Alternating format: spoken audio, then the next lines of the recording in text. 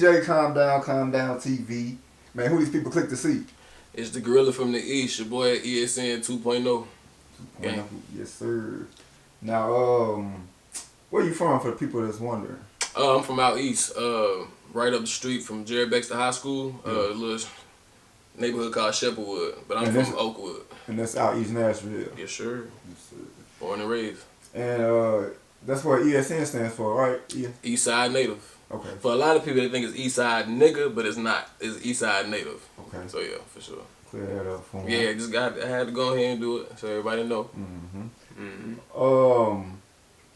You always rapped under that name? No, man. Like I started rapping in high school, but I didn't like start taking it seriously till like a year ago. Okay. But before that, I went by Easybands. I actually got it tattooed on the back of my arm.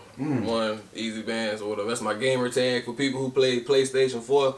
Come, Easybands, EAZIEEBANDZ. But I went by that at first. Alright. What you be playing on a PlayStation? Man, I'm playing everything, bro. Call of Duty. What can you beat somebody in, man? You look, playing or you cold or what? Listen, I ain't gonna play no game that I can't beat nobody in. I'm gonna tell you that one time. But like, I play Call of Duty. I just didn't get 2K21, but I just started playing. You know what I'm saying? I'm out there in the neighborhood. Okay. Mortal Kombat, UFC. I got a whole bunch of shit, but the shit that I play mostly on the daily is Call of Duty, 2K, and I play Madden here now. Okay. Yes, sir. Now, let's take it back a little bit. Because you just recently dropped the EP, correct? Welcome to Shepawood. Yes, sir. Yes, sir. So let's talk. What's Shepawood for the outsiders? Shepawood is actually a combination of a couple of streets. That's kind of what they call the combination. But it's in East Nashville. Yeah. It's right over there by Jerry Baxter Middle School. You got Tom Joy Elementary down the street. But my actual neighborhood was Oakwood. Like I stayed up over on the little, I guess you call it the little cul-de-sac. But then you had Oakwood, which was my street. You go down the street, you have Bethwood, Allenwood. You got Sladen, then your other street, Paulawood. It's like a whole bunch. So that whole area connected was called Shepawood. So now, what were you into growing up? Were you sports? Were you cartoons? I was a big sports head. I played football for a good deal of my life, like from like little league to middle school. I played a little bit of high school, but when I got to high school, I got more into like track. Okay. I was always a runner, a sprinter. Okay. And I actually bowled too. A lot of people don't know. They look at me, they don't see, oh yeah, he bowled. But no, I actually bowled for my high school Hunters Lane, and we won the district championship and everything. So wow. I was a big sports head for sure. Okay. I did a little bit of bowling. I picked up some bowling with some buddies out there working at I don't want to say their name. I was working at this job. Yeah. Fuck the job. They did me dirty. No clout, none of that. But nah, I picked up bowling. I kind of still enjoy bowling. Cool, bro. People. What's your highest score? I think I actually can remember. I think it was like 256. Yeah. Yeah, I think I did that against Maplewood. Like that was a good day.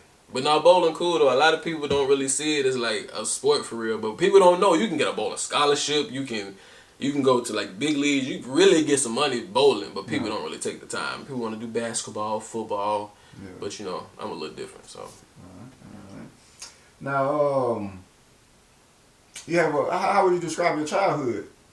My childhood was good, man. I was raised by my great-grandparents. That's who stayed in Shepawood. They don't stay there anymore. But I was raised by them for a good deal of my life till I start, got by 12, 13, start smelling yourself, you know what I'm saying? So they sent me back with my mom. So my mom lived in Parkwood. So that's when I started living with her and my little sister in Skyline Village. We lived over there. Well, I lived over there till maybe like 11th grade. I went to Maplewood my freshman year, but then I went to Hunters Lane and graduated from there. Okay. But started in Shepawood, raised by my great-grandparents, who are still to this day, thank God. Then, went to my mom, my little sister. So I had a pretty easy growing up. I didn't really just struggle for much. Yeah. But, it was cool. Shout out to moms. Yeah. Now, when did you realize you had a thing for music? Man, really, my mom really just put me on music. Like, she was the type that was always blasting music. Like, if it was in the car, if it was in the house. Like, we had this big stereo that she got me for Christmas one time, but... She took it over. I didn't really use it. So she was like, you just give it to me. So, whatever. So I gave it to her. So, she used to play everything. Like, really, I rap, but my favorite genre is R&B. Like, that's what she first turned me on to. Like, the Kelly Rowlands, the Jamie Foxx, the Day 26s, you know what I'm saying? All the old stuff. So, every time we came home, it was some music blasting. We been there dancing. Like, she really got me on the music, like, very young. Okay. You had a favorite, like, R&B artist? Like if I gotta say right now, Chris Brown, for sure, the GOAT. Okay. When did you first get into to like the studio?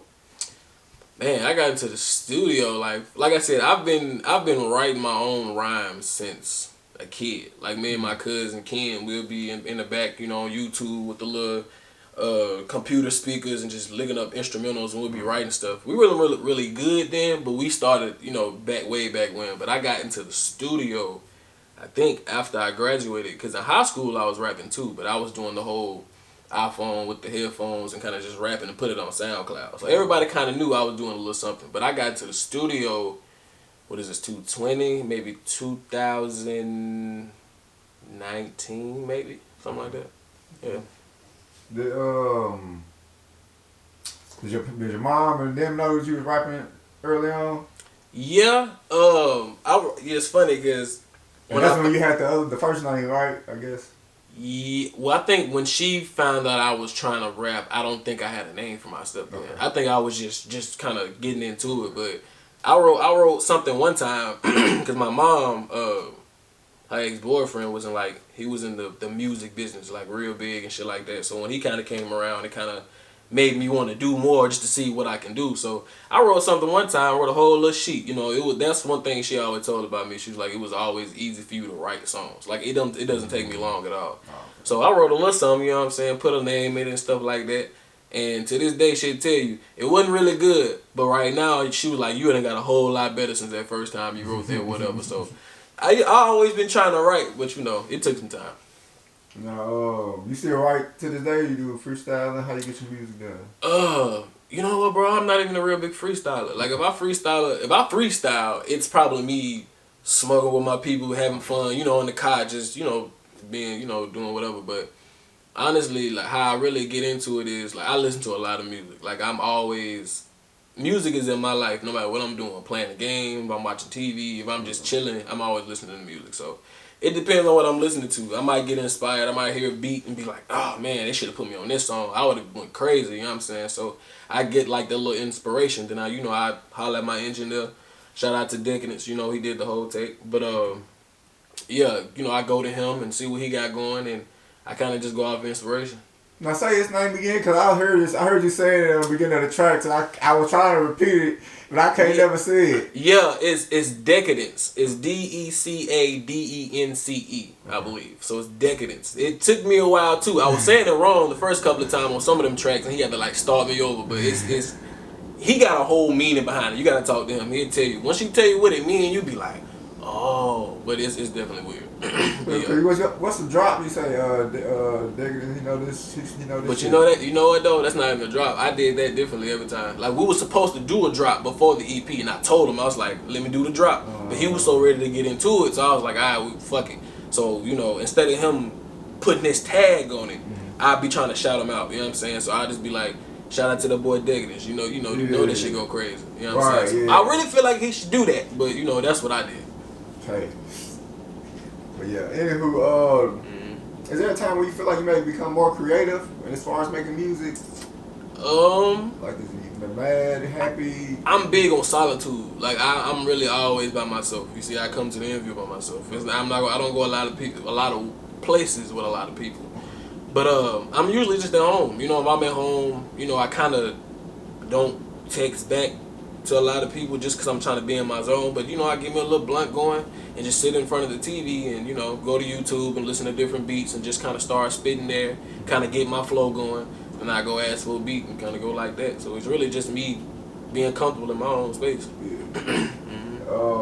You got like a go-to critic, or if any, do you got like somebody you send the music to I got a couple of them because I got a couple of people I send like unreleased music to, just to make sure it is what it is. But one of my biggest is my mom. Like that's one person who she is not gonna sugarcoat it just because I'm her son. You know what I'm saying? She gonna let me know. But my cousin Tay, shout out to Tay. I sent it to him. He a big influencer and pusher in my career, whatever. But him, and a couple other people, but before I for real just think it's anything, I send it to them just to see what they think, if they think the same thing, if they think I need to change something, but I definitely always reach out. Calm down TV. Calm down before we shut this down. Hit that subscribe button. Hey, it's your boy ESN 2.0 rocking with Calm Down. Calm down before we shut this bitch down. Shout out to the East.